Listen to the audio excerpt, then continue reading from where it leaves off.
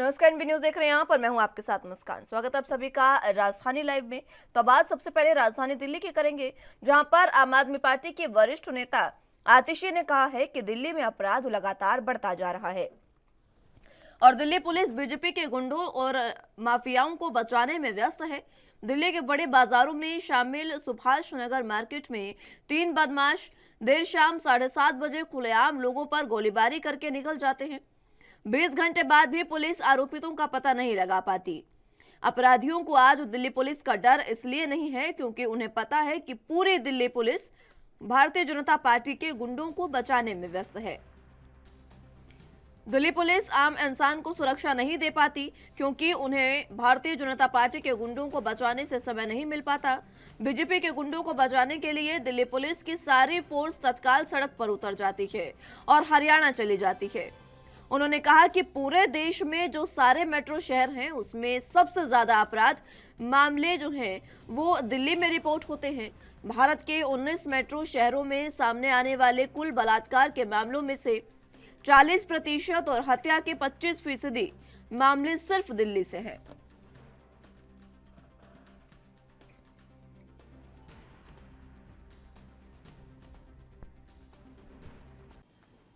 कल शाम को 7:30 बजे दिल्ली की एक बहुत बड़ी मार्केट सुभाष नगर के बीचों बीच एक गाड़ी में सवार लोगों पर 3 लोग गोलीबारी करके निकल जाते हैं। वो मार्केट के बीचों बीच सड़क के बीच में जहां पे बहुत ट्रैफिक आ जा रहा था, ये 3 अनआइडेंटिफाइड लोग बंदूक लेकर आते हैं और उस गाड़ी में बैठे लोगों पर धुआंधार फायरिंग करते हैं। वो धुआंधार फायरिंग करने के बाद मार्केट की भीड़ से आराम से फरार हो जाते हैं, कोई उनके पीछे भी नहीं जाता। अब आज उस घटना को 15-20 घंटे से ज्यादा हो गए हैं, लेकिन अभी भी दिल्ली पुलिस एक भी व्यक्ति को जो सड़क के बीचों बीच, बाजार के बीचों बीच गोली चलाकर, धुआंधार गोलियां चलाकर चला जाता है, उस पर कोई भी कार्रवाई नहीं है, कोई भी एक्शन क्यों नहीं है? क्योंकि उन्हें पता है दिल्ली पुलिस तो बहुत व्यस्त है। दिल्ली पुलिस की सारी फोर्स व्यस्त है भारतीय जनता पार्टी के गुंडों को बचाने के लिए। आप पिछले कुछ दिनों से देखिए, दिल्ली पुलिस ने इतनी फुर्ती दिखाई है जब उन्हें तेजिंदर बग्गा जी को गैर कानूनी रूप से बचाना था, तब दिल्ली पुलिस की सारी फोर्स सड़क पर उतर जाती है। तब दिल्ली पुलिस की सारी फोर्स गाड़ियों में बैठकर जेम्स बॉन्ड की तरह कुरुक्षेत्र पहुंच जाती है भारतीय जनता पार्टी के गुंडों को बचाने के लिए। लेकिन दिल्ली के लोगों के खिलाफ खुलेआम क्राइम होते हैं, लेकिन दिल्ली पुलिस दिल्ली के आम इंसान को सिक्योरिटी नहीं दे पाती क्योंकि उन्हें भारतीय जनता पार्टी के गुंडों को बचाने के बाद समय बचे तब तो वो दिल्ली के आम लोगों की सुरक्षा। इसी पर ज्यादा जानकारी के लिए दिल्ली से संवाददाता राजीव तिवारी हमारे साथ मौजूद हैं। राजीव, फिलहाल जिस तरीके से आतिशी ने तमाम आरोप लगाए हैं दिल्ली पुलिस पर और बीजेपी पर, और साफ तौर पर उन्होंने कहा कि अपराधों की संख्या दिल्ली में बढ़ती जा रही है। देखिए, बिल्कुल सही कहा आपने। यहाँ पर बात करें दिल्ली के अंदर जिस तरीके से अपराध निरंतर बढ़ता हुआ नजर आ रहा है, उससे तो कहीं ना कहीं दिक्कतें दिल्ली पुलिस की भी खड़ी होती नजर आ रही है। और जिस तरीके से लगातार क्राइम का जो रिकॉर्ड है वो लगातार बढ़ता हुआ नजर आ रहा है, क्योंकि अभी ताजा मामले की बात करें, जिस तरीके से सुभाष नगर मार्केट के अंदर एक गाड़ी के ऊपर लगातार 3 व्यक्ति जो हैं वो ताबड़तोड़ गोलियां चलाते हैं और लगभग 15 से 20 राउंड गोलियां चलाते हैं और उसके बाद में वो आराम से वहां से बाजार से चले भी जाते हैं। यानी इतनी भीड़ के होने के बावजूद भी तीनों व्यक्ति आराम से चले जाते हैं और दिल्ली पुलिस के हाथ में अभी तक तीनों में से किसी की भी गिरफ्तारी नहीं हुई है। उसको लेकर जिस तरीके से अब कल आतिशी ने जिस तरीके से आरोप लगाया कि दिल्ली पुलिस जो है वो सिर्फ भाजपा के नेताओं को या फिर गुंडों को बचाने की कोशिश कर रही है, सिर्फ जनता के लिए काम नहीं कर रही, क्योंकि जनता के बीच में जिस तरीके से इस तरीके की फायरिंग होती है और चोरियां होती हैं, आए दिन कह सकते रेप के केस आते हैं, और दिल्ली के अंदर जिस तरीके से बात करें कह सकते 25% की करीब जो है वो दिल्ली के अंदर ही रेप के मामले आते हैं। लगभग चोरी के मामले की बात करें 40% के करीब चोरी के मामले हैं, गोलियां चलाने के मामले हैं। इस तरीके की जो घटनाएं हैं उसको लेकर कल आतिशी ने जिस तरीके से आरोप लगाया कि दिल्ली पुलिस जो है वो लगातार सिर्फ भाजपा के इशारे पे काम कर रही है, और जिस तरीके से कहते हरियाणा तक जब भाजपा के नेता को बचाने के लिए जाती है तो उस तरीके से भी कहीं ना कहीं बग्गा की बात करें तो बग्गा को बचाने के लिए जिस तरीके से दिल्ली पुलिस हरियाणा तक गई थी, कुरुक्षेत्र तक, और उसको बचाने के लिए पूरी कोशिश की गई थी, और जिस तरीके से लगातार कहीं ना कहीं बग्गा को बचाकर दिल्ली में लेके आया गया, उसको लेकर अब आम आदमी पार्टी जो है कहीं ना कहीं दिल्ली पुलिस को भी गिरती नजर आ रही है, और आम आदमी पार्टी की तरफ से भाजपा को भी गिरा जा रहा है। भाई यहाँ पर बात करें जिस तरीके से दिल्ली पुलिस की, तो दिल्ली पुलिस की जो छवि है वो अब लगातार कहीं ना कहीं बिगड़ती नजर आ रही है, क्योंकि जिस तरीके से दिल्ली के अंदर निरंतर क्राइम बढ़ रहा है उससे तो कहीं ना कहीं दिल्ली पुलिस के ऊपर सवाल खड़े होते नजर आ रहे हैं। जी जी। फिलहाल उन्होंने ये भी कहा कि दिल्ली पुलिस बीजेपी के गुंडों को बचाने में व्यस्त है। लगातार इन शब्दों का इस्तेमाल आम आदमी पार्टी द्वारा किया जा रहा है बीजेपी की तरफ, बीजेपी को लेकर जिस तरीके से अपराध लगातार बढ़ते जा रहे हैं। दिल्ली पुलिस के पास ये सारा मामला ठीक है, दिल्ली पुलिस जो है उसे देखना है, लेकिन सरकार भी तो वहां पर आम आदमी पार्टी की है, क्या उनके हाथ में कुछ नहीं? देखिए बिल्कुल सही कहा आपने। यहाँ पर जब से आम आदमी पार्टी की सरकार बनी है यानी 2014 से, तभी से दिल्ली सरकार हर बार यही कहती है कि दिल्ली पुलिस उनके हाथ में नहीं है। अगर दिल्ली पुलिस उनके हाथ में होती तो क्राइम जो रेट है दिल्ली का वो कहीं ना कहीं घटता होना जा रहा था। मगर यहाँ पर केंद्र सरकार के हाथ में दिल्ली पुलिस है, तो दिल्ली पुलिस की जो भूमिका है वो केंद्र सरकार के हाथ में है। मगर केंद्र सरकार के द्वारा जिस तरीके से दिल्ली पुलिस को कंट्रोल करना चाहिए था और आए तीसरे दिन अफसरों के तबादले कर दिए जाते हैं, तो उसको लेकर कहीं ना कहीं दिल्ली पुलिस की छवि जो है वो बहुत ज्यादा साफ होनी चाहिए थी। मगर यहाँ पर जिस तरीके से दिल्ली के अंदर अब निरंतर क्राइम बढ़ रहा है, बलात्कार बढ़ रहा है, और उससे कहीं ना कहीं चोरी डकैती के काम लगातार अंजाम दिया जा रहा है, और जिस तरीके से सुभाष नगर मार्केट के अंदर खुलेआम 3 व्यक्ति इतनी अनाधुन गाड़ियों के ऊपर जिस तरीके से गोलियां चलाते हैं, और उसके बाद में बाजार से, इतने बड़े बाजार के अंदर से आराम से निकल जाते हैं, और उसकी गिरफ्तारी दिल्ली पुलिस के द्वारा अभी तक नहीं हुई है। तो उसको लेकर सवाल जरूर खड़े होते हैं दिल्ली पुलिस के ऊपर, मगर दिल्ली पुलिस की जो कार्रवाई है वो अभी तक जारी है, मगर दिल्ली पुलिस के हाथ में अभी तक सबूत नहीं है। मगर यहाँ पर बात करें जिस तरीके से भाजपा के नेताओं को बचाने की बात की जा रही है या फिर कहें गुंडों को बचाने की बात की जा रही है, उसको लेकर कहीं ना कहीं राजनीति जरूर होती नजर आ रही है। मगर यहाँ पर जिस तरीके से हमने भाजपा के नेताओं से भी जानने की कोशिश करी तो उन्होंने भी कहा था कि दिल्ली सरकार जो है वो कहीं ना कहीं पंजाब की पुलिस को इस्तेमाल कर रही है, और वही चीज आम आदमी पार्टी भी कहती नजर आ रही है कि दिल्ली पुलिस को केंद्र सरकार इस्तेमाल कर रही है अपने लोगों को बचाने के लिए। यहाँ पर कहीं ना कहीं आरोप प्रत्यारोप जरूर है, मगर यहाँ पर आम जनता की सुरक्षा के लिए अगर दिल्ली पुलिस को लगाया गया तो दिल्ली पुलिस की जो सुरक्षा जो है या फिर आम जनता की जो सुरक्षा है वो दिल्ली पुलिस अभी तक नहीं कर पा रही है, जिसकी वजह से क्राइम रेट जो है वो दिल्ली के अंदर निरंतर बढ़ता हुआ नजर आ रहा है। मगर क्राइम को कंट्रोल करने के लिए दिल्ली पुलिस की भूमिका बनती है, और दिल्ली पुलिस अभी तक उस भूमिका को साफ नहीं कर पा रही है। जी। दिल्ली पुलिस अपनी भूमिका को साफ नहीं कर पा रही है, लेकिन आम आदमी पार्टी में जिस तरीके से आरोप प्रत्यारोप कर रही है उसमें और क्या कुछ तरीके के आरोप लगाए गए बीजेपी पर? देखिए बिल्कुल सही कहा आपने। यहाँ पर बात करें जिस तरीके से लगातार यही कहा जा रहा है आम आदमी पार्टी की तरफ से कि भाजपा जो है वो अपने गुंडों को बचाने की कोशिश की जा रही है, लगातार दिल्ली पुलिस का इस्तेमाल किया जा रहा है, और जिस तरीके से अरविंद केजरीवाल के घर के बाहर भी कह सकते हैं कुछ लोगों ने उनके बोर्ड को काला स्याही पोती थी, यहाँ तक कि सीसीटीवी कैमरे को तोड़ा गया था, उसके अंदर भी दिल्ली पुलिस ने कहीं ना कहीं अपनी कार्रवाई जरूर की थी, मगर उसमें भी काफी लंबा समय लगा था, और उसके बाद में भी कहीं ना कहीं भाजपा के ऊपर आरोप लगे कि गुंडों को बचाने के लिए भाजपा ने पुलिस का इस्तेमाल किया गया। और यहां तक कि जिस तरीके से अब बग्गा को बचाने के लिए कुरुक्षेत्र तक दिल्ली पुलिस जो गई थी और उनको बचाकर दिल्ली में लेके आई, और उसके बाद में कहीं ना कहीं यही कहा जा रहा था बार बार कि दिल्ली पुलिस का इस्तेमाल किया जा रहा है, दिल्ली पुलिस जो है वो भाजपा के गुंडों को बचाने के काम कर रही है। मगर यहाँ पर जिस तरीके से आरोप प्रत्यारोप है उससे कहीं ना कहीं जनता परेशान है, और जनता के लिए सुरक्षा होनी चाहिए, जनता के लिए ही नेताओं को बैठाया गया है, यहाँ तक कि दिल्ली पुलिस को भी लगाया गया है। मगर दिल्ली पुलिस की भूमिका जो है वो अभी तक बहुत ज्यादा बिगड़ती नजर आ रही है, और जनता के लिए जिस तरीके से सुरक्षा महफूज होनी चाहिए जनता के बीच में, वो कहीं ना कहीं जनता परेशान है। मगर जिस तरीके से बाजारों के अंदर जिस तरीके से खुलेआम बदमाश आते हैं, गोलियां चलाते हैं और उसके बाद में आराम से चले जाते हैं, तो उससे साफ जाहिर है बदमाशों के दिलों के अंदर दिल्ली पुलिस का खौफ बिल्कुल भी नहीं है। जी। ठीक है, बदमाशों में दिल्ली पुलिस का खौफ नहीं है, लेकिन जिस तरीके से ये तमाम चीजें हो रही है, अब सवाल ये भी बनता है राजीव, ये सवाल है मेरा आपसे कि आखिर कैसे दिल्ली में जो अपराध है उनको रोका जाएगा।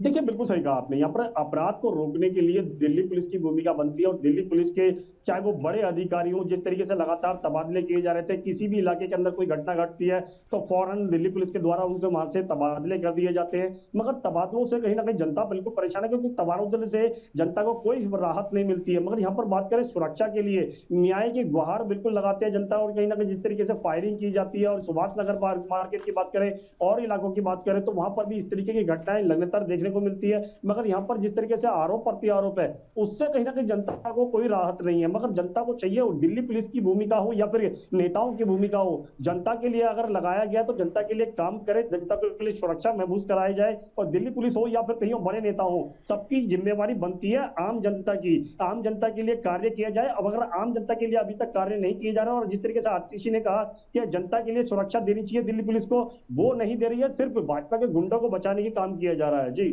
ठीक है राजीव, बहुत शुक्रिया आपका हमारे साथ जुड़ने के लिए और तमाम अहम जानकारी हम तक पहुंचाने के लिए। तो जिस तरीके से लगातार दिल्ली पुलिस जो है वो अपराधों को रोकने में नाकामयाब होती जा रही है, और यही वजह है कि ये नाकामयाबी दिल्ली पुलिस की कहीं ना कहीं अब लोगों को विचलित कर सकती है, क्योंकि आम जनता जो है वो अपराध को लेकर काफी गंभीर होती जा रही है। लगातार जिस तरीके से सरेआम तस्वीरें भी आपने देखी, अपराध और आरोपी जो है उन्होंने सीधे तौर पर सरेआम एक बीच सड़क में गाड़ी पर गोलियां मारी, और जो गाड़ी में मौजूद लोग थे उनको गोलियों से भून दिया, लेकिन दिल्ली पुलिस उसमें किसी भी तरीके के काम नहीं कर रही है।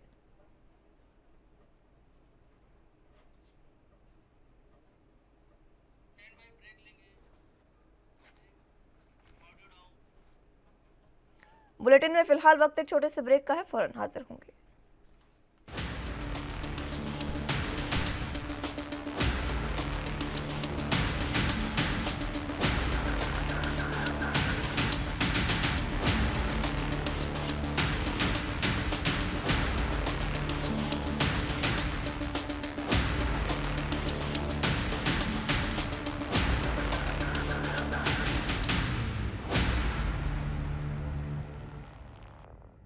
ब्रेक के बाद एक बार फिर से स्वागत है आप सभी का। तो अगली अहम खबरों की ओर रुख कर लेते हैं। केंद्रीय मंत्री और अमेठी सांसद स्मृति ईरानी अपने संसदीय क्षेत्र अमेठी के 2 दिवसीय दौरे पर आ जा रही है। इस बीच वो अपने संसदीय क्षेत्र में विभिन्न कार्यक्रमों में हिस्सा लेंगी।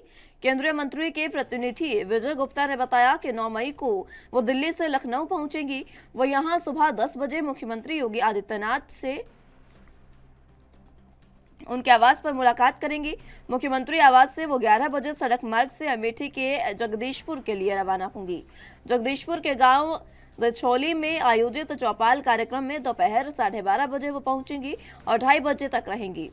इसके बाद मुसाफिर खाना के दादरा गांव में आयोजित चौपाल में 3:15 बजे के करीब वो पहुंचेंगी, और इसके बाद अमेठी विधानसभा क्षेत्र के संग्रामपुर ब्लॉक के गांव करनाईपुर जाएंगी और यहां 6 बजे आयोजित चौपाल में हिस्सा लेंगी। HAL कोरवा गेट हाउस में रात्रि विश्राम उनका होगा।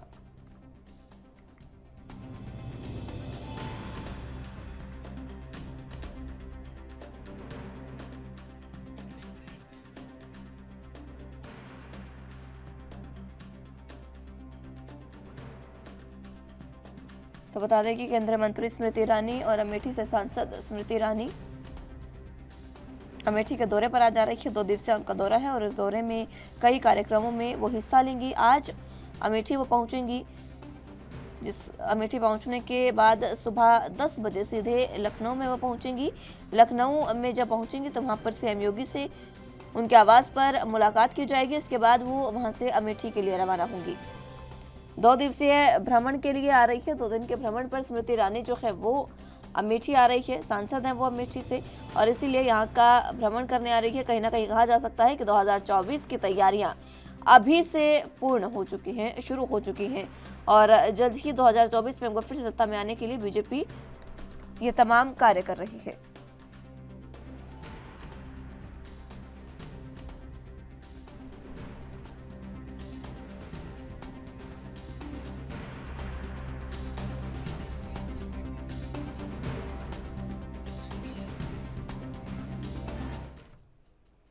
इस खबर पर ज्यादा जानकारी के लिए अमेठी से संवाददाता राजकुमार जायसवाल हमारे साथ मौजूद हैं।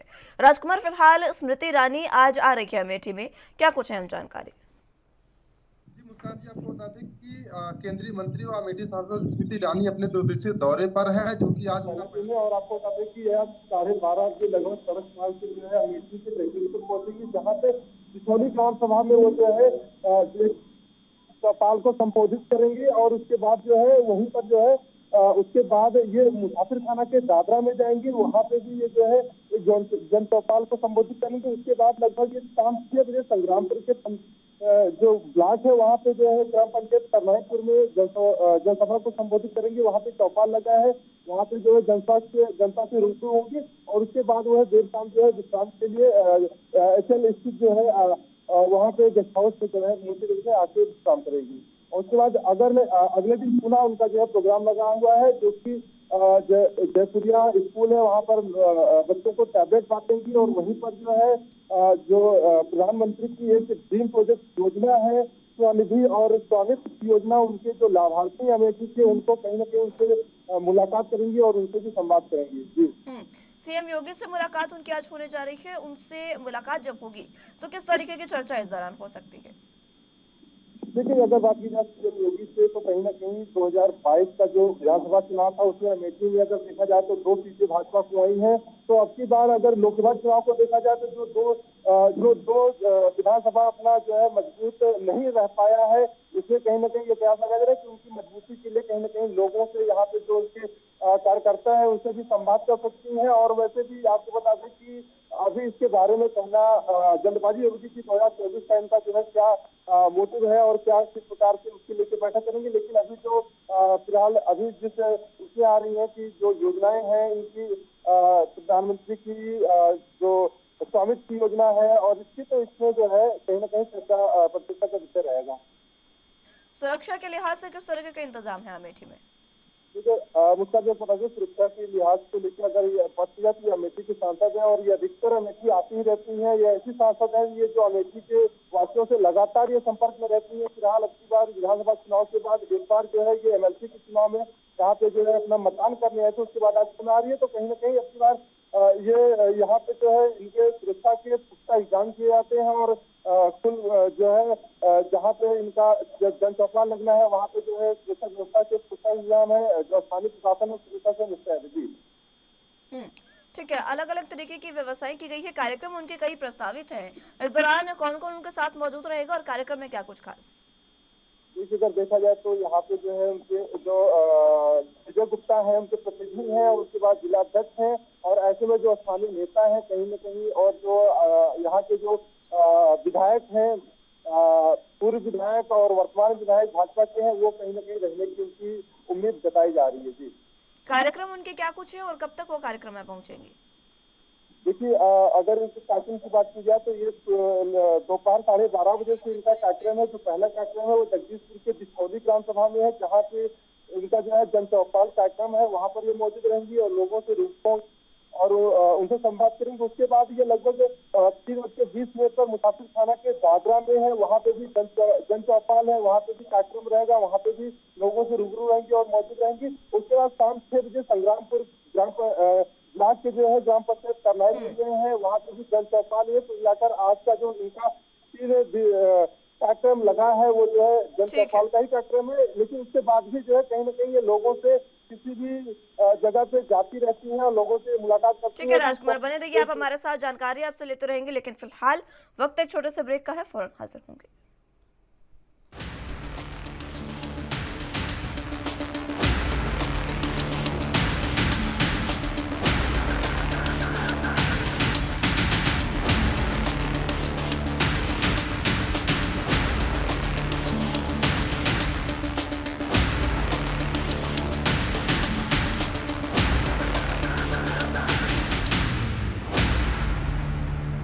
के बाद एक बार फिर से स्वागत है आप सभी का। तो बात उत्तर प्रदेश की कर रहे थे, जहां पर अमेठी के दौरे पर केंद्रीय मंत्री स्मृति ईरानी है। जरा जानकारी के लिए राजकुमार हमारे साथ मौजूद हैं। राजकुमार, फिलहाल जिस तरीके से बात हम कर रहे थे, यहाँ पर क्या कुछ जनता के लिए सौगात हो सकते हैं स्मृति ईरानी के दौरे में?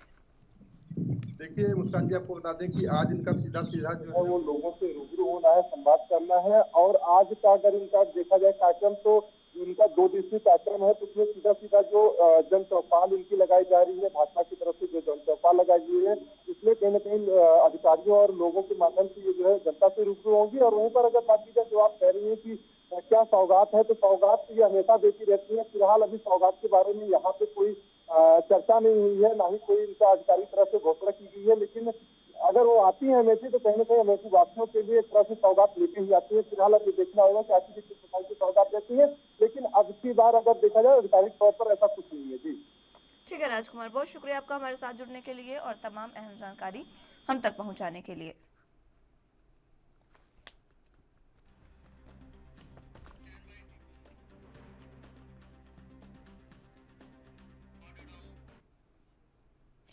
पंजाब चुनाव में हार के बाद कांग्रेस नेता नवजोत सिंह सिद्धू लगातार पार्टी के खिलाफ जाते रहे हैं।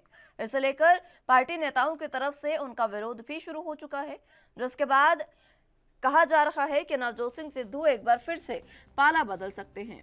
इसी बीच अब सिद्धू आज पंजाब के सीएम भगवंत मान से मुलाकात करने जा रहे हैं। उन्होंने खुद ट्विटर पर इस बात की जानकारी दी है। हालांकि आधिकारिक तौर पर सिद्धू की तरफ से यह बताया गया कि उनके भगवंत मान से यह मुलाकात पंजाब की आर्थिक स्थिति में सुधार को लेकर है। उन्होंने कहा कि पंजाब का विकास एक ईमानदार सामूहिक प्रयास से हो सकता है। सिद्धू जिस दिन पंजाब के मुख्यमंत्री से मिलने जा रहे हैं, उसी दिन कांग्रेस वर्किंग कमेटी की बैठक भी है। इस बैठक में चिंतन शिविर के लिए एजेंडा जो है वो तय किया जाएगा।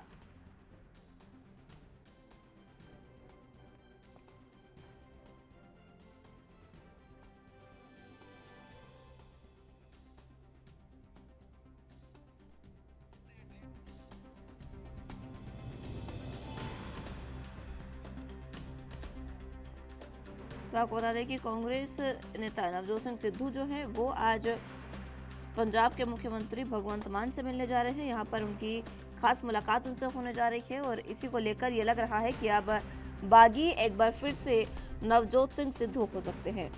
हालांकि उन्होंने आधिकारिक तौर पर सिर्फ यही कहा ट्विटर हैंडल पर जानकारी देते हुए कि ये कोई आधिकारिक मुलाकात नहीं है, ये पाला बदलने को लेकर मुलाकात नहीं है, ये सिर्फ आर्थिक सुधारों को लेकर मुलाकात है, ये नवजोत सिंह सिद्धू ने बताया। लेकिन फिलहाल जिस तरीके से भगवंत मान से आज वो मिलने जा रहे हैं, ये कयास लगाए जा रहे हैं कि एक बार फिर से नवजोत सिंह सिद्धू कांग्रेस से बागी हो सकते हैं।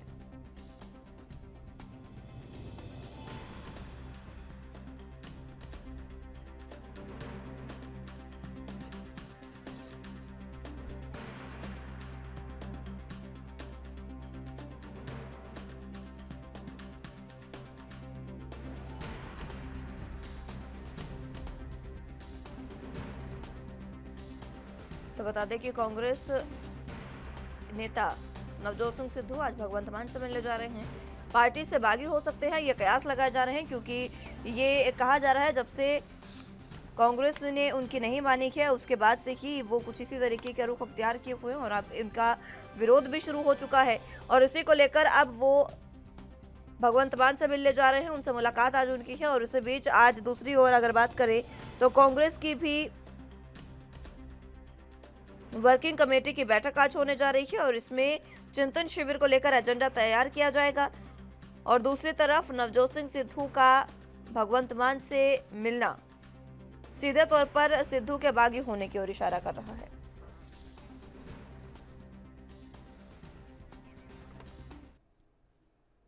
इस खबर पर ज्यादा जानकारी के लिए चंडीगढ़ से संवाददाता अमित कुमार हमारे साथ मौजूद हैं। अमित, फिलहाल जिस तरीके से आज नवजोत सिंह सिद्धू और भगवंत मान की मुलाकात होने जा रही है, क्या इस मुलाकात के मायने हो सकते हैं? बात करें तो आज की मीटिंग के कई मायने निकाले जा सकते हैं। मैं सीधे तौर पर बात करूं तो नवजोत के पहले ठीक के ऊपर ही जाते हैं तो पंजाब की इकोनॉमी को लेके वो शुरू से कहते आए हैं कि जिस कदम तक जाना पड़े, जिसके साथ मिलके काम करना पड़े, मैं काम करूंगा। और उसका सीधा काम शुरू से ही देता है। आज करीब 5 बजे पंजाब के साथ मुलाकात करनी है और पंजाब के इकोनॉमिकल क्राइसिस को लेकर अपने प्रस्ताव रखेंगे। मतलब आप देख सकते हैं कि जब इलेक्शन के दौरान भी चल रहे थे तब उनकी तरफ से भी एक पंजाब मॉडल पेश किया गया था जहां पे एक तरफ आम आदमी पार्टी ने उस तरफ अपना पंजाब मॉडल पेश किया था दिल्ली मॉडल के कंपैरिजन में, तो नवजोत सिंह सिद्धू ने भी अपना एक पंजाब मॉडल पेश किया था। उन्होंने कहा था कि इस मॉडल के बेस पे जो पंजाब का इकोनॉमिकल लॉस उसे रोका जा सकता है, पंजाब इकोनॉमिक की स्टेबिलिटी लाई जा सकती है, पंजाब जो इकोनॉमिकल क्राइसिस से जूझ रहा है उससे बचाया जा सकता है। और इसी एक मुद्दे को लेकर वो आज भगवत मान से मिलने जा रहे हैं। पर एक और बड़ा सवाल ये है कि क्या इसे सिर्फ यहीं तक सीमित रखें या फिर और भी चीजों को लेकर नवजोत सिंह सिद्धू डिस्कस कर सकते हैं। देखिए शुरू से ही अगर हम कहें कि जब से इलेक्शन ओवर हुए तब से नवजोत सिंह सिद्धू एक अलग स्टैंड पे चलते हुए नजर आ रहे हैं, चाहे वो पार्टी के स्टैंड से अलग हो, चाहे वो अलग खुद को रिप्रेजेंट करे, तो उन्होंने खुद को एक डिफरेंट एंटिटी, पार्टी से अलग एंटिटी शो किया हुआ है। हाँ, वो अभी भी कांग्रेस के साथ है, कांग्रेस के साथ उन्होंने छोड़ा, पर कांग्रेस पे ही वो एक पैरेलल एंटिटी नजर आ रहे हैं। जहां बात करें राजा वड़िंग की पैरेलल की अगर बात करें तो वो पैरेलल नजर आ रहे हैं। तो जहां आप देख सकते हैं आज राजा वड़िंग की तरफ से आज फिर एक सभी अध्यक्ष मीटिंग लाई जा रही है, तो खुद नवजोत सिंह सिद्धू अलग नजर आ रहे हैं और आज मुख्यमंत्री से मुलाकात करने जा रहे हैं। सवाल ये है कि ये ऐसी पेचीदगियां क्यों, ऐसे अलग एक्सट्रीम से क्यों क्यों पार्टी के साथ मिलके वो नहीं चल रहे हैं? क्यों अगर उन्होंने कांग्रेस का साथ नहीं छोड़ा, क्यों अभी भी कांग्रेस रिप्रेजेंटेटिव है, कांग्रेस के सीनियर नेता है, तो अभी भी फिर भी अलग चल रहे हैं। तो सवाल ये है कि बाकी क्यों चल रहे हैं? क्या नवजोत सिंह सिद्धू की बात अभी भी पार्टी से कपा है? इसको लेके हम बात कर सकते हैं। खुद राजा वड़िंग ने पंजाब कांग्रेस के प्रभारी हरीश चौधरी को चिट्ठी लिखी, कोर्ट किया था, और उस चीज को लेकर हरीश चौधरी ने बकायदा हाईकमान को चिट्ठी में लिखी है कि नवजोत सिंह सिद्धू काफी हद तक बागी चल रहे हैं, उसको लेकर कार्रवाई की डिमांड की जा रही है। अब सवाल ये उठता है कि जब डिमांड की जा रही है तो क्या ये नवजोत सिंह सिद्धू का पावर प्ले है? क्या वो अपना पैरेलल दिखा रहे हैं कि वो कितने इंपॉर्टेंट है, कि अगर उनके ऊपर कोई कार्रवाई होती है तो पंजाब कांग्रेस कितना बड़ा झटका लग सकता है? या इसे उनका पावर प्ले की तरह देखा जाए, ये एक बड़ा सवाल है। पर जैसे ट्वीट करके उन्होंने कहा कि अभी इसको सिर्फ और सिर्फ पंजाब के हितों के लिए देखा जाए, पंजाब में इकोनॉमिकल स्टेबिलिटी लाने के लिए, पंजाब को किसी तरह से स्टेबल बनाया जाए, उस चीज को लेकर आज पंजाब के मुख्यमंत्री के साथ 5:15 पर उनकी मुलाकात की उन्होंने जानकारी दी है। अब ये देखना होगा कि आज की मुलाकात के बाद क्या चीजें सामने आती है, क्या जो उनके प्रस्ताव रखे जाते हैं उनको एक्सेप्ट किया जाता है, क्या उनके ऊपर विचार किए जाएंगे? ऑफकोर्स अगर समय दिया गया है तो उनको कंसिडर जरूर किया जाएगा, ये एक बड़ा सवाल होगा कि पर प्रस्ताव क्या है, ये एक बड़ा सवाल खुद नवजोत सिंह सिद्धू ही जिसका जवाब दे पाएंगे। ठीक है अमित, बने रहिए आप हमारे साथ, जानकारी आपसे लेते रहेंगे। लेकिन इस बीच फिलहाल जिस तरीके से लगातार स्थितियां बनी हुई है उसको लेकर भी तमाम अपडेट अमित से लेंगे। फिलहाल वक्त एक छोटे से ब्रेक का है, फौरन हाजिर होंगे। ब्रेक के बाद एक बार फिर से स्वागत है आप सभी का। तो बात चंडीगढ़ की करें तो जहां पर कांग्रेस नेता नवजोत सिंह सिद्धू आज भगवंत मान से मुलाकात कर सकते हैं। इसी पर ज्यादा जानकारी के लिए अमित कुमार हमारे साथ बने हुए हैं। अमित, फिलहाल जिस तरीके से बात हम कर रहे थे, अब आज एक तरफ देखा जाए तो कांग्रेस की वर्किंग कमेटी की बैठक भी है, दूसरी ओर नवजोत सिंह सिद्धू जो है वो भगवंत मान से मिलने जा रहे हैं। प्रस्तावों की उन्होंने बात कही है, लेकिन क्या ये प्रस्ताव वाकई प्रस्ताव होंगे या फिर बागी कांग्रेस से हो सकते हैं? एक बार फिर से सिद्धू।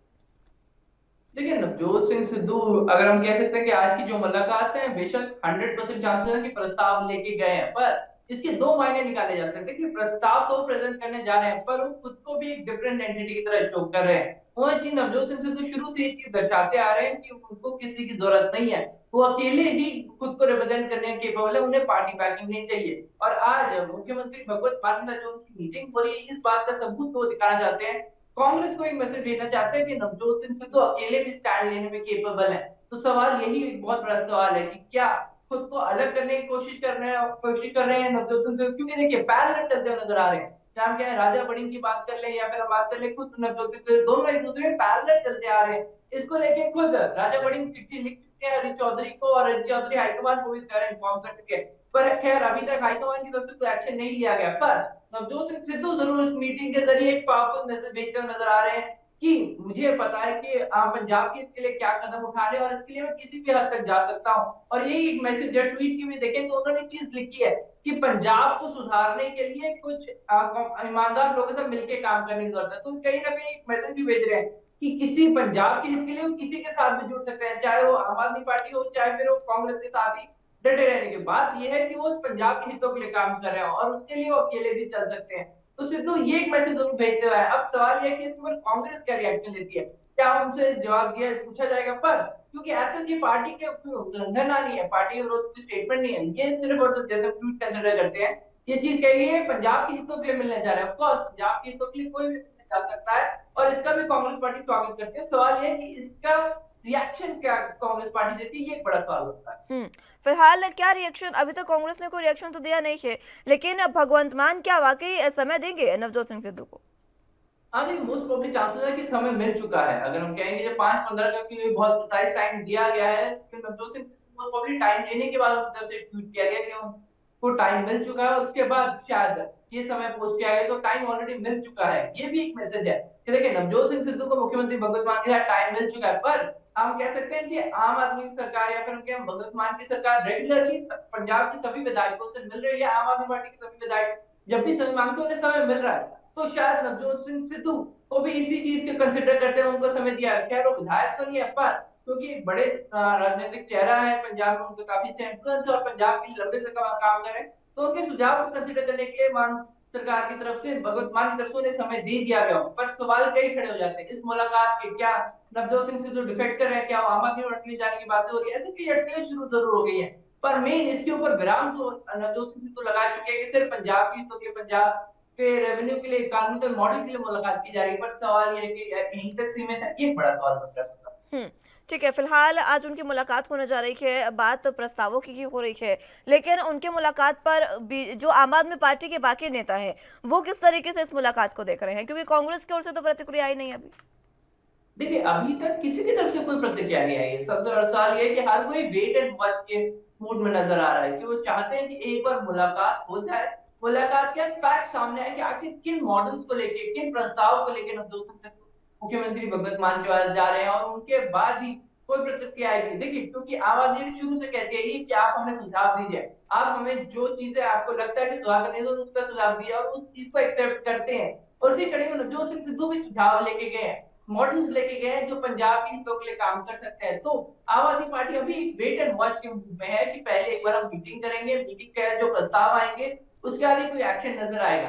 तो सीधे तौर पर कह सकते हैं मुख्यमंत्री भगवंत मान पहले देखना चाहते हैं कि नवजोत सिंह सिद्धू किन मॉडल्स को, किन आइडियाज को लेकर उनके पास आ रहे हैं, और उसके आगे शायद उनकी कोई प्रतिक्रिया आएगी और आम आदमी पार्टी की कोई प्रतिक्रिया आएगी। जी ठीक है अमित, बहुत शुक्रिया आपका हमारे साथ जुड़ने के लिए और तमाम अहम जानकारी हम तक पहुंचाने के लिए। तो खबरों में आगे बढ़ते हैं।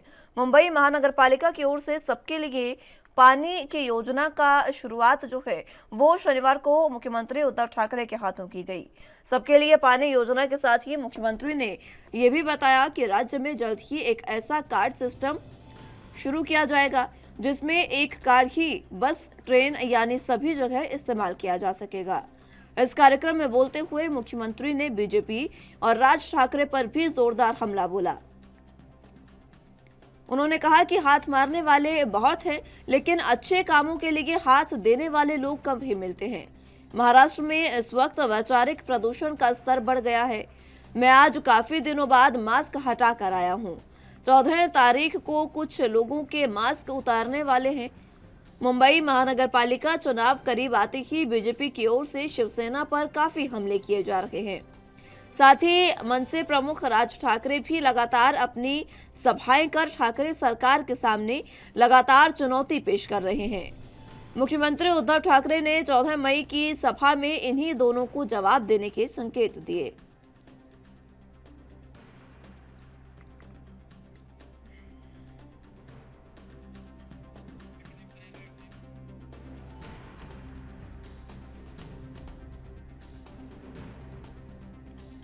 तो आपको बता दें कि उद्धव ठाकरे का कहना है कि जल्द ही तमाम विपक्षी दलों को जवाब दिया जाएगा। देश में वैचारिक प्रदूषण जो है उसका स्तर महाराष्ट्र में बढ़ गया है। उन्होंने कहा कि आज मैं काफी दिनों बाद मास्क हटाकर आया हूं और अब 14 तारीख को कुछ और लोगों के भी मास्क उतरने वाले हैं, ये मुख्यमंत्री उद्धव ठाकरे ने कहा। बता दें कि कार्यक्रम में शामिल होने के लिए पहुंचे थे सीएम उद्धव ठाकरे। बीएमसी जो है उन्होंने योजना की शुरुआत की है। आपको बता दें कि बीएमसी पूरे देश में पहली ऐसी महानगर पालिका है जो इस योजना की शुरुआत करने वाली है।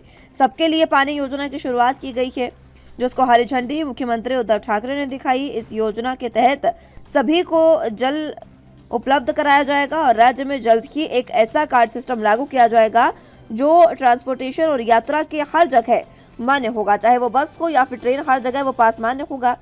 ऐसा मुख्यमंत्री उद्धव ठाकरे ने कहा कि जल्द ही एक ऐसा पास बनाया जाएगा जो हर जगह मान्य होगा। दूसरी तरफ उन्होंने विपक्षी दलों पर भी हमला बोला। राज ठाकरे और बीजेपी पर हमला बोलते हुए उद्धव ठाकरे ने कहा कि हाथ मारने वाले बहुत हैं, लेकिन अच्छे कामों के लिए हाथ देने वाले लोग कम हैं।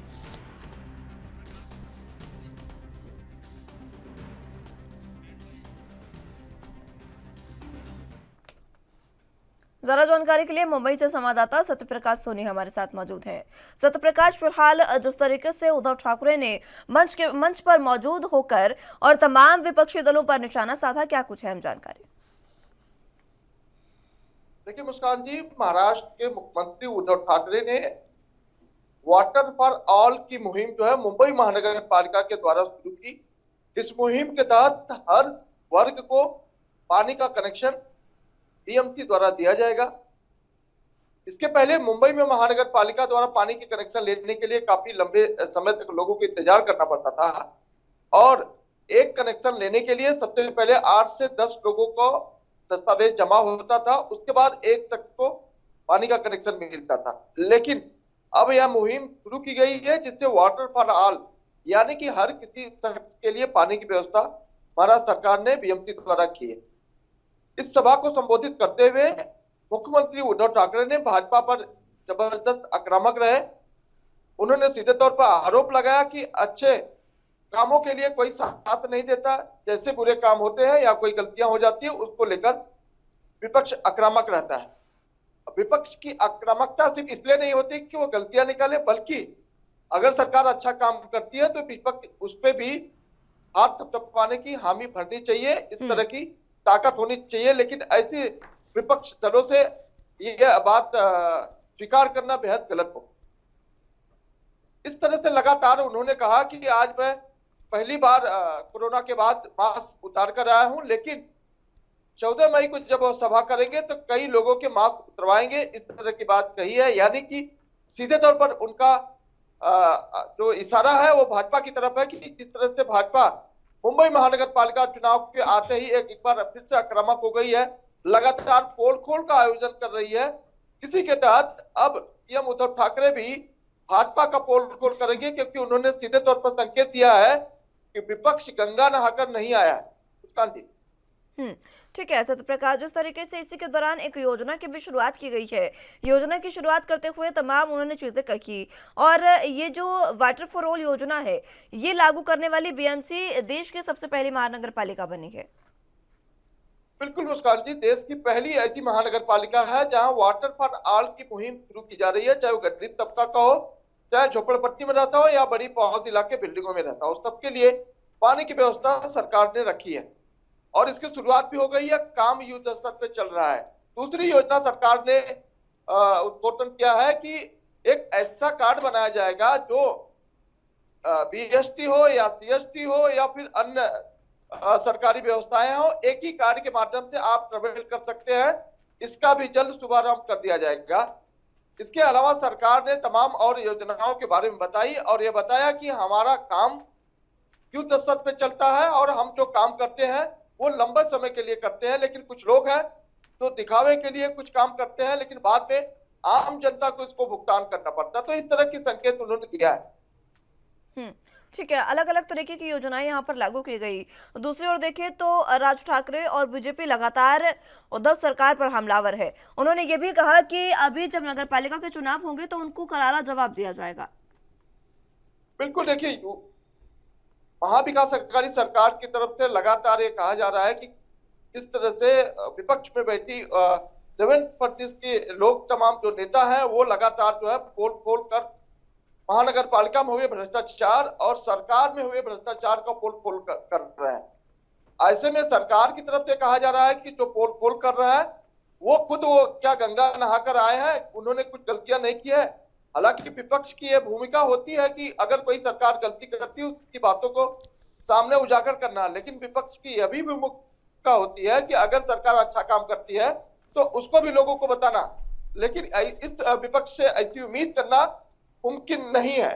तो इस तरह की बातें लगातार की जा रही है, लेकिन महानगर पालिका चुनाव आने के बाद लगातार विपक्ष आक्रामक है और लगातार जो है महाविकास आघाड़ी सरकार की पोल पोल करता हुआ दिखाई दे रहा है। 14 मई को सभा में इन्हीं दोनों को जवाब देने के उन्होंने संकेत दिए हैं, और क्या वो सभा होगी और किस तरीके से यहाँ पर तमाम चीजें देखी जा सकती हैं? देखिए, महाराष्ट्र के शिवाजी मैदान में 14 मई को महाराष्ट्र के मुख्यमंत्री उद्धव ठाकरे सभा लेने वाले हैं। ऐसा माना जा रहा है कि जिस तरह से उन्होंने संकेत दिया है कि आज मैं मास्क उतार के आया हूं, लेकिन 14 मई को काफी लोगों के मास्क उतर सकते हैं। तो ये बातें तय है कि कहीं न कहीं आक्रामक जो है बीजेपी को लेकर है और आने वाले समय में वो जवाब भी देंगे, क्योंकि जिस तरह से उन्होंने संकेत दिया है कि बीजेपी गंगा नहाकर नहीं आई है, इसका मतलब कि 14 मई को जब वो सभा करेंगे तो सीधी जो उनकी लड़ाई रहेगी आर पार की, वो कहेंगे बीजेपी के साथ रहेगी। ठीक है सत्य प्रकाश, बहुत शुक्रिया आपका हमारे साथ जुड़ने के लिए और तमाम अहम जानकारी हम तक पहुंचाने के लिए। 9 मई यानी आज सीएम धामी उपचुनाव के लिए नामांकन पत्र दाखिल करेंगे। चंपावत में बीजेपी के दिग्गज नेताओं ने डेरा जमा लिया है। पार्टी के प्रदेश अध्यक्ष मदन कौशिक और पदाधिकारियों के अलावा प्रदेश सरकार के मंत्री भी मुख्यमंत्री के नामांकन के दौरान उपस्थित रहेंगे। पार्टी के प्रदेश अध्यक्ष मदन कौशिक के मुताबिक पार्टी ने प्रत्याशी के नाम और सिंबल आवंटन की प्रक्रिया पूरी कर दी है। सीएम पुष्कर सिंह धामी के नामांकन के दौरान पार्टी के प्रदेश प्रभारी दुष्यंत गौतम, सह प्रभारी रेखा वर्मा, पार्टी के प्रदेश संगठन महामंत्री अजय कुमार और सरकार के कई मंत्री मौजूद रहेंगे। इस दौरान एक भव्य जनसभा भी होगी, जिसमें मुख्यमंत्री चंपावत की जनता से समर्थन की अपील करेंगे। नामांकन के बाद पार्टी के कई वरिष्ठ नेता चंपावत में ही चुनाव प्रचार की रणनीति को धार देने के लिए वहां डेरा जमाएंगे। पार्टी के प्रदेश संगठन महामंत्री धामी के लिए अपनी सीट छोड़ने वाले पूर्व विधायक कैलाश गहतोड़ी और कैबिनेट मंत्री चंदन रामदास पहले से ही चुनावी मोर्चे पर डटे हैं। नामांकन प्रक्रिया के बाद पार्टी विधायकों और वरिष्ठ नेताओं और कार्यकर्ताओं की टीम भी मोर्चा संभालेगी।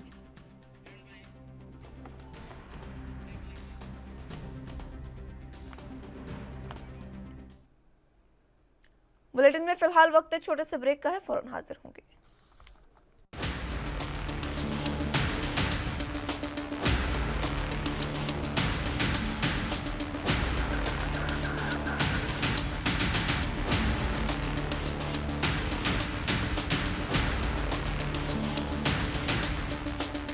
के बाद एक बार फिर से स्वागत है सभी का। तो जिस तरीके से उत्तराखंड की हम बात कर रहे थे, वहां पर सीएम धामी जो है वो चुनाव प्रचार और इसी के साथ नामांकन आज करने जा रहे हैं और यहाँ नामांकन में उनके साथ तमाम बड़े लोग मौजूद रहेंगे। सीएम धामी आज उपचुनाव के लिए अपना नामांकन भरेंगे और नामांकन में आपको बता दें कि तमाम बड़े लोग उनके साथ मौजूद रहेंगे और आज उपचुनाव के लिए नामांकन चंपावत में उपचुनाव की सीट पर लड़ने जा रहे हैं उपचुनाव सीएम धामी, क्योंकि खटीमा से विधानसभा चुनावों में उनको हार मिली और उसके बाद अब चंपावत में एक बार फिर से कैलाश गहतोड़ी ने उनके लिए सीट छोड़ी और अब सीएम धामी चंपावत से चुनाव लड़ रहे हैं। उपचुनाव यहां पर उनको सीएम बनाए रखने की कवायद को लेकर हो रहे हैं।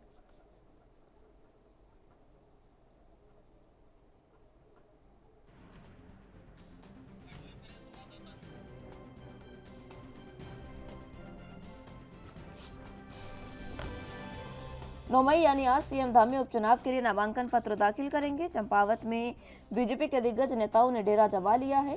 पार्टी के प्रदेश अध्यक्ष मदन कौशिक और पदाधिकारियों के अलावा प्रदेश सरकार के मंत्री भी मुख्यमंत्री के नामांकन के दौरान उपस्थित रहेंगे।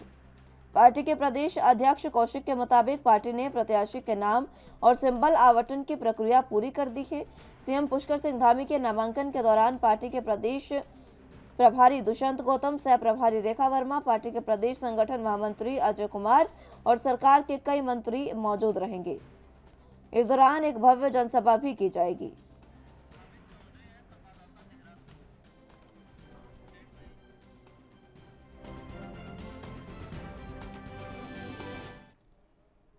इस खबर पर ज्यादा जानकारी के लिए देहरादून से संवाददाता अमित चौधरी हमारे साथ मौजूद है।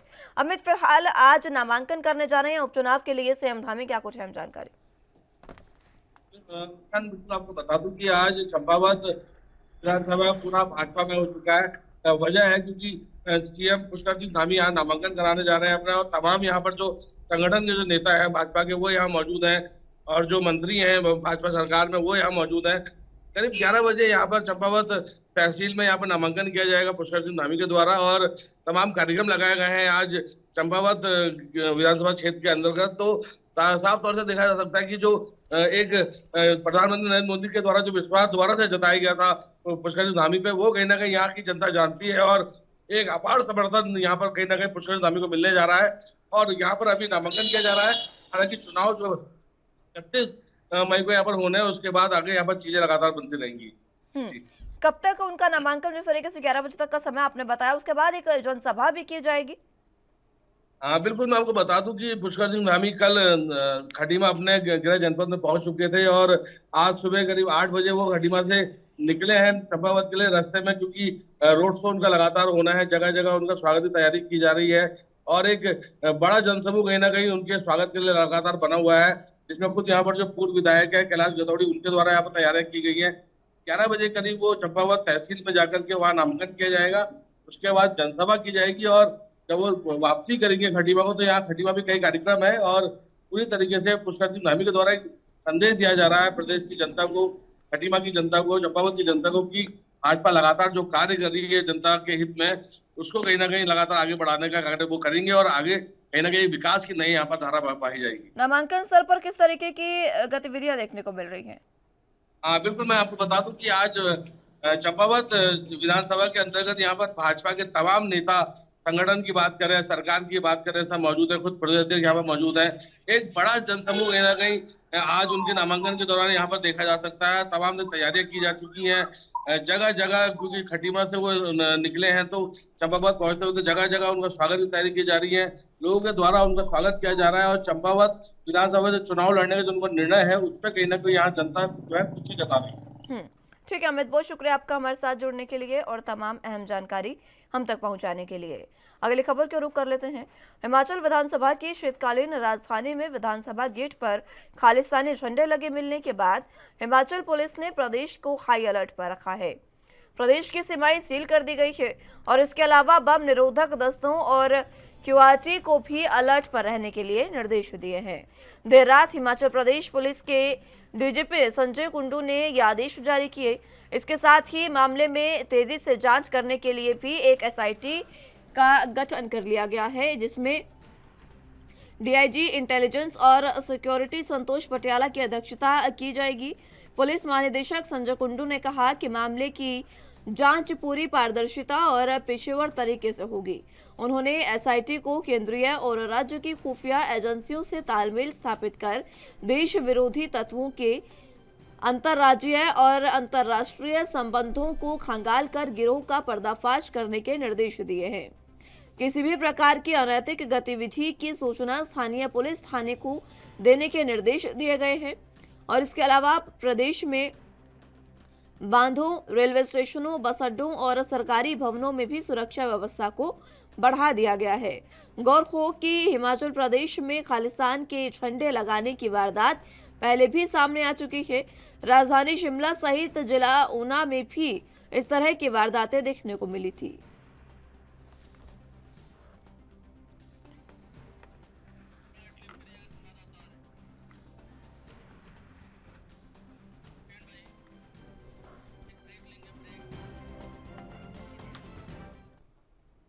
बुलेटिन में फिलहाल वक्त एक छोटे से ब्रेक का है, फौरन हाजिर होंगे।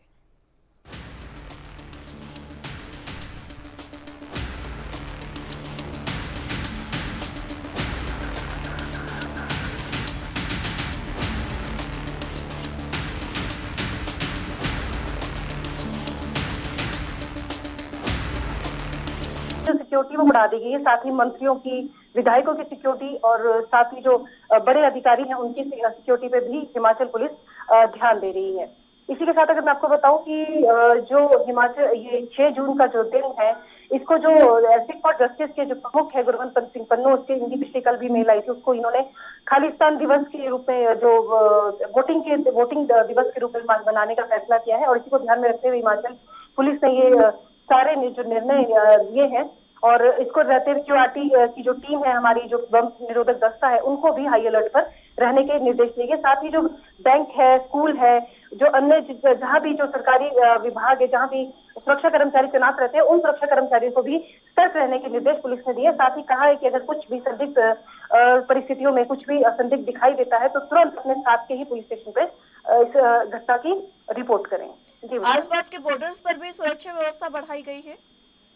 जी बिल्कुल, साथ लगते जितने भी बॉर्डर्स है वहाँ पे बॉर्डर को जो अंतरराज्यीय जो हमारे बॉर्डर्स है उनको सील कर दिया गया है। कड़ी निगरानी के बाद ही किसी को प्रवेश दिया जाएगा।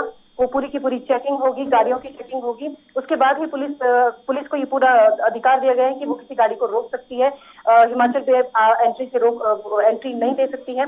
किसी भी तत्काल जो स्थिति, जो आपात स्थिति है, उनसे निपटने के लिए हर एक पुलिस स्टेशन को अलर्ट पे रहने के निर्देश दिए गए। साथ ही स्थानीय लोगों को भी कहा गया है कि किस तरह की डरने की आवश्यकता तो नहीं है, लेकिन अगर आपको कुछ संदिग्ध दिखता है, अपने आसपास कोई लोग संदिग्ध दिखते हैं, तो तुरंत इसकी सूचना नजदीक के पुलिस स्टेशन को दें।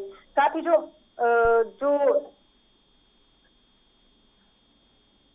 मतलब इसके अलावा जो जितने भी जो बैंक है, बांध है हमारे, इनकी जो सुरक्षा है उनको तत्काल बढ़ा दिया गया है। और डीजीपी जो संजय कुंडू है, उन्होंने कहा है कि जो इस मामले में है, हम अंतर्राष्ट्रीय और जो राष्ट्रीय और जो हिमाचल में जितने भी लोग हैं इस संबंध में उनकी उनकी जो भूमिका है उनको खंगाला जाएगा। और इसमें जो है खुफिया तंत्र है जो केंद्र का है और जो राज्य का है, जिन्होंने पहले भी अलर्ट इन्होंने पहले भी बताया था, तो उनको जो है उनके जो उसमें मदद दी जाएगी। ठीक है टीना जी, बहुत शुक्रिया आपका हमारे साथ जुड़ने के लिए और तमाम अहम जानकारी हम तक पहुंचाने के लिए। फिलहाल के लिए राजधानी लाइव में मेरे साथ बस इतना ही। तमाम अहम खबरों के लिए आप देखते रहे एनबी न्यूज़। नमस्कार।